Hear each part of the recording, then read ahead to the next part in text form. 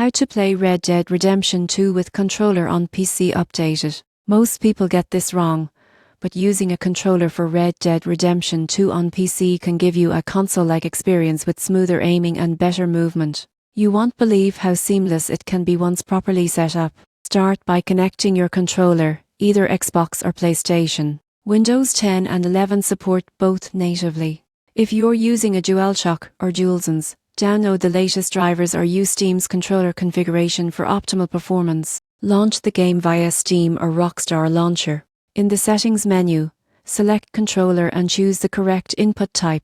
Enable vibration and adjust sensitivity for aiming. Many players underestimate sensitivity tweaks, but they dramatically improve shooting accuracy and horse riding control. Familiarize yourself with the default controller layout. The left stick controls movement, right stick adjusts camera, triggers handle aiming and shooting, and buttons handle interactions, weapon selection and horse commands. Practice in free roam before starting missions to get comfortable.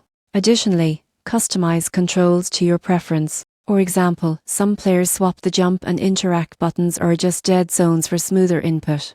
Red Dead 2 supports full controller remapping, which is great for comfort during long play sessions. In conclusion, playing Red Dead Redemption 2 with a controller on PC involves connecting your device, configuring settings, tweaking sensitivity, and customizing controls. Follow these steps, and your Wild West adventure will feel natural and immersive, just like on a console.